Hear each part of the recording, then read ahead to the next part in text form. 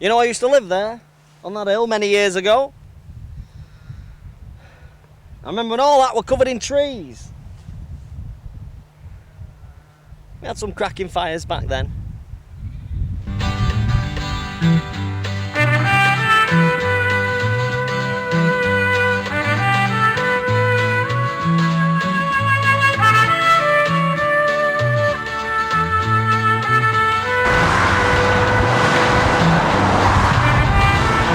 Our story starts here. Junction 19 of the M62 motorway. Not the prettiest and probably one of the busiest motorways this side of West Yorkshire. To the south, urban sprawl deteriorating all the way to Manchester and beyond. To the east and to the west, land that bears the scars of its industrial past and stretches out to the foot of the hills. Now to the north, you might find this hard to believe, but you travel a mile and a half through a forgotten town, you'll find yourself here. A beautiful wooded valley with a river running through it. Wonderful, isn't it? We live in a society that every day is moving faster and faster, making people feel oppressed. Slowly but surely, the number of people seeking an alternative way of life is growing. My name's Bennet, and I'm the backwoodsman.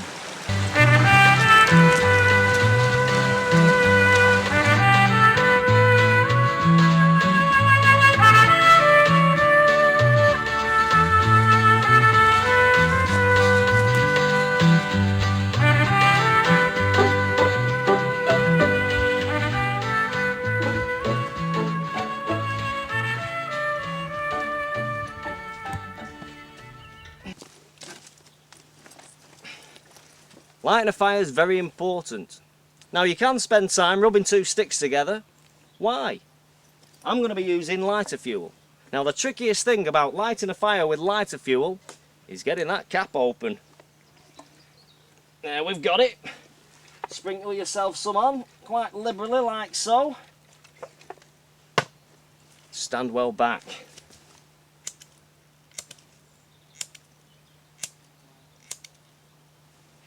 I'll like that later. It's bath time!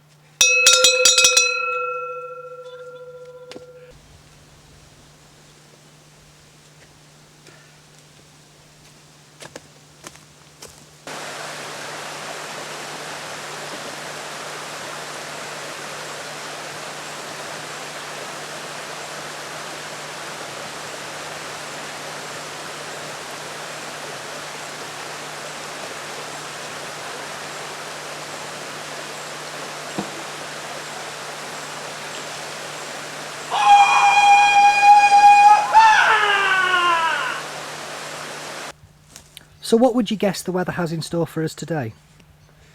Well, I don't really know, you know. I can tell you that yesterday it rained in the morning and in the afternoon. It were fine in the evening. Other than that, I mean, I can't really say what it's going to do today. Not much chance of any rain, I don't think. But you never know. I mean, it won't be the first time we've had a thunderstorm this time of year. Maybe I'll have more information tomorrow, you know. But I can tell you that today in Africa and in California it's going to be very, very hot.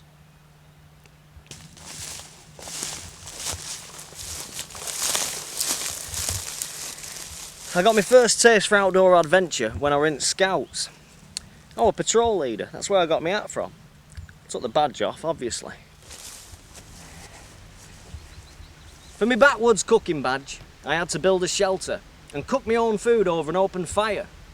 I really enjoyed the experience, but I thought, hey, there's got to be more to outdoor survival than coring an apple with your Swiss Army knife, stuffing it full of raisins and sugar, wrapping it in tin foil and baking it in the hot ashes of a fire. So I decided that I'd extend the exercise. Well, it was a decision that was made for me, you know. I got into a rent arrears with the local council, they had me evicted. I mean, that's when I decided to become an outdoor survival expert. I learned fast. I suppose I had to. I was never afraid of starving to death, you know. I was never afraid of that. I mean, it took Bobby Sands 192 days to starve to death, and he was trying.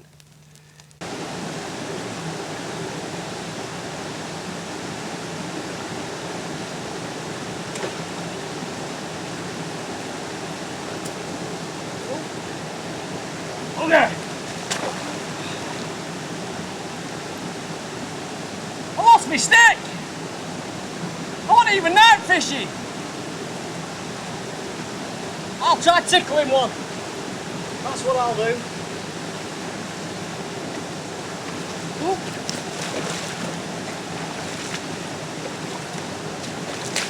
Oh.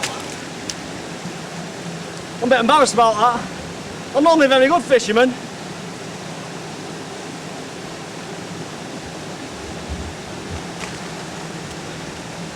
It's a bit cold, like, I'd get it, but here I can.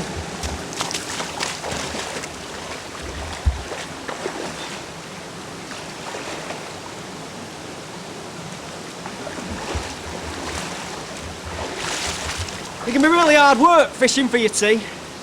Remember, you got to conserve energy. Hey! Yes, you little beauty! And that's me tea. I get everything I need from these woods. It's full of bounteous produce, almost fighting over itself to get to you. You can almost find it everywhere you look. Right here, by the side of this little track. If I can just get at it. There you go. Lovely wild carrot. Not the sweetest vegetable you can find, but by golly, it fills your pot at the end of a busy day. And right here too. I can just get in there. Look at that, look at that. Lovely sweet wild celery. It's almost better than the original celery that you buy in the shops. And I've just spotted a treat here. If I can just reach it, I can see without breaking my neck. Oh! Look at that! Look at that! Caught it! I caught it! That is one ripe wild apple. Look at that! The maggots have had half of it. Well, I could probably boil that up though, and that'll be fine, so I'll stick that in my pocket. Now, listen up here. We've got a treat for you now. This here, this is your wicker tree. Now, you don't find many of them anywhere, apart from in this northern area. And if you're lucky, and if you know where to look, then you can find this. This is what comes off the wicker tree in the autumn. Really is a useful piece of tool, you know. And look, right at my feet. Sweet potato lying at my feet. I can throw that in my basket. This will make a great thing to carry wood around in. That's fantastic. I'm very happy with what I got there. And you saw how long it took me. Fantastic. I'll throw that apple in there. I might get maggots in my pocket. Look, I'm going to go and take these back to camp, put them in my larder. Now, I've just stopped here because I've just spotted these stinging nettles. Well, what you might not know about stinging nettles is you can boil the leaves and strain it off and make yourself some lovely nettle tea. So I'm going to pick a few of these tender ones here, throw them in the basket. What you got to do is, you got to get them and grab them and squeeze real quite hard and pull them away. And don't be afraid of the nettles, like the beard. Be not afraid of the beard. Remember, the beard is just as afraid of you as you are of the beard. Be not afraid of these nettles. We'll make a lovely cup of tea with those later. Just enough there. Let's go. I love it. So lush, you know. Everybody needs a place to think. I do mine here. I love the greenness of it. I mean, this tree isn't that healthy, you know. In fact, it looks quite ill, but that's probably something to do with the fire, you know. It's underneath it. Would you like to have a look inside? Come on.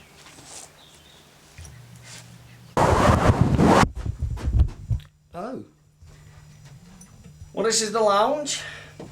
I sleep on here. Hey, look, look, look. This is a trumpet. Brr, brr. Well, I can't play it, you know. Anyway, come on. We haven't got all day. Now, this is perfect wildcat hunting territory. We're right on the edge of suburbia here. These are council properties. The bin men take the rubbish away every week on a Tuesday. But council tenants, they put their rubbish out there all week long. Wildcats can't resist an easy meal, and neither can I. Now you gotta be careful with wildcats. They can be very, very vicious. Now the male wildcat is usually bigger than the female cat. Oh, hang on, I think I can hear one.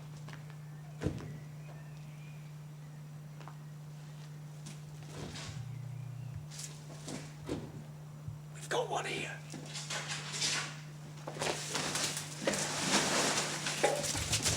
Oh!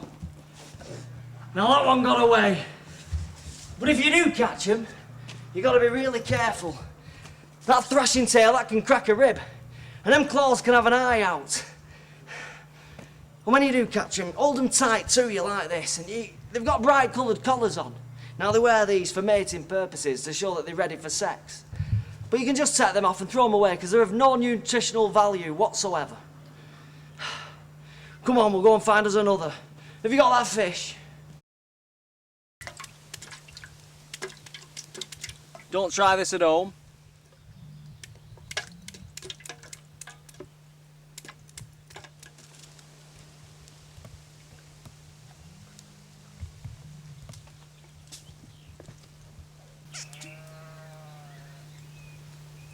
Okay, I think that's a wrap. I think that's everything we need, Mr. Bennet.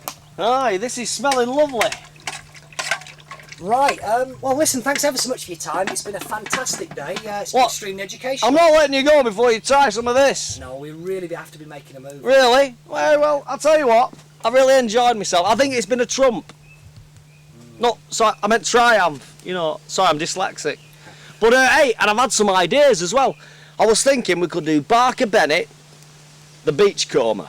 I could build a shelter on the beach, buy some rocky cliffs, go fishing, surviving, finding stuff on the beach. Well, it's a thought. And I was thinking also we could do that one, then we could do one like Barker Bennet, high altitude, mountain man. Yeah, and in the snow and that, we could go hunting. We could go hunting for snow leopard. The best thing to do is get these ideas. Hunting wasn't the right word. Hunting wasn't the right word. Maybe I was thinking maybe go tracking. Tracking a snow leopard in the mountains. Well, like I said, maybe we could do. How's about this? Bit of a spinny one. This bit with it. We could do Barker Bennet surviving in the inner city Manchester. You know, with the scum. Well, it's listen. Not a lot of people know this, but